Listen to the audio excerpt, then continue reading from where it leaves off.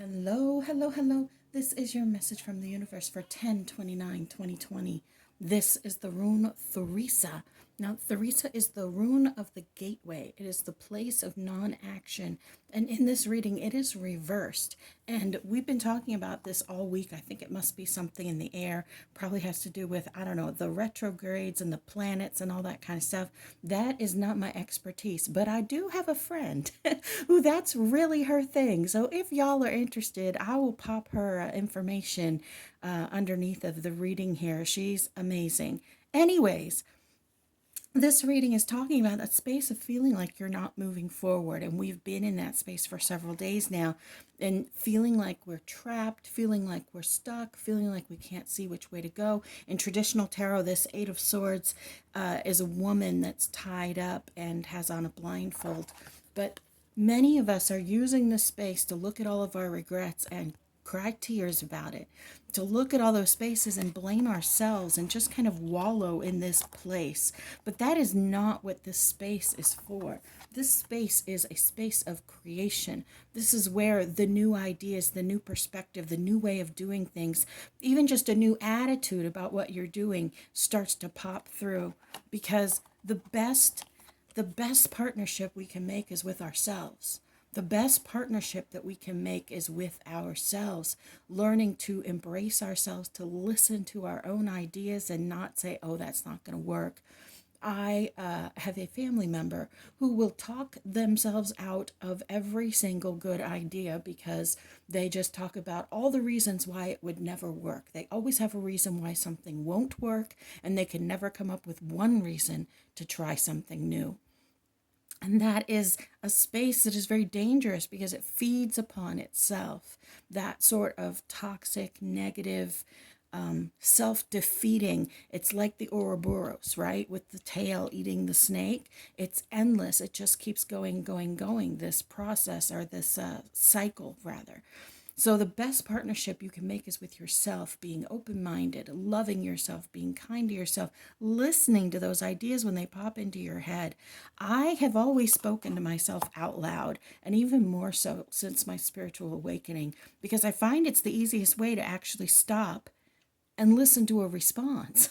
Because when you're just like talking in your head, you don't have to leave a space. There's not a physical timeline of the words that you're saying to leave a space for an answer. Whereas when you say something out loud, like, what am I going to do next?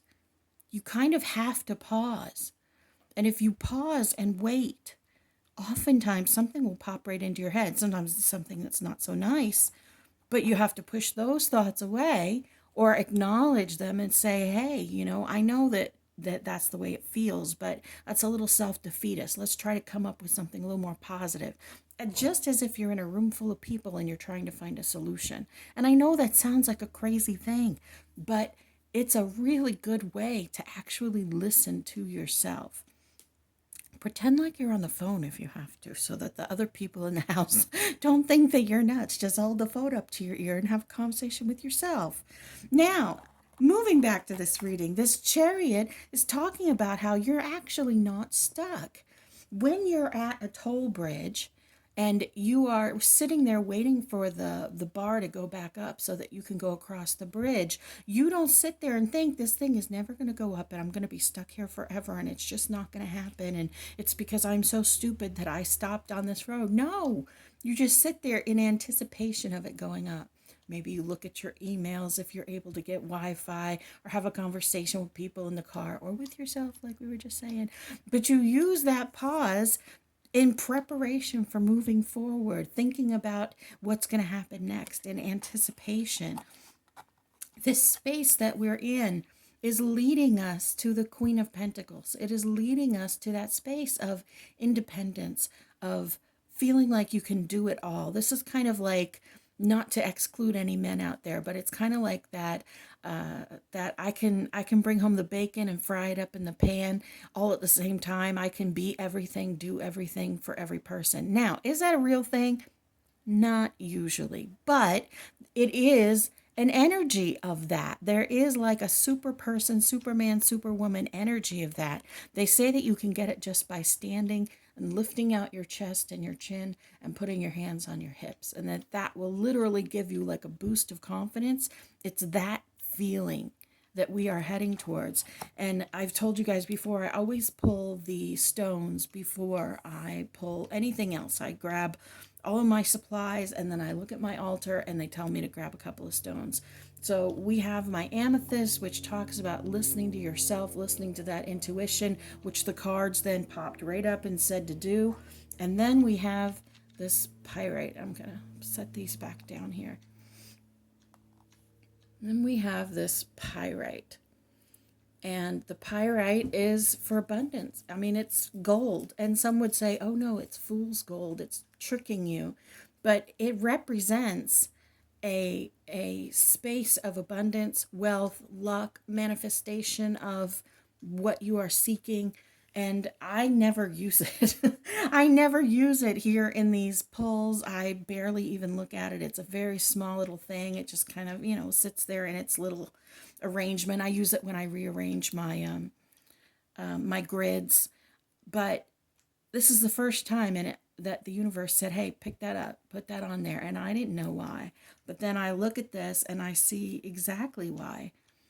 It ties right into this, recognizing that the gold, the treasure, is that relationship with yourself and digging into that and overcoming the pause, knowing that it's a temporary space and time. I know it's not easy. And it's, like I said, it's very interesting. I did a reading last night and it had a very similar message and it had these specific cards in it as well.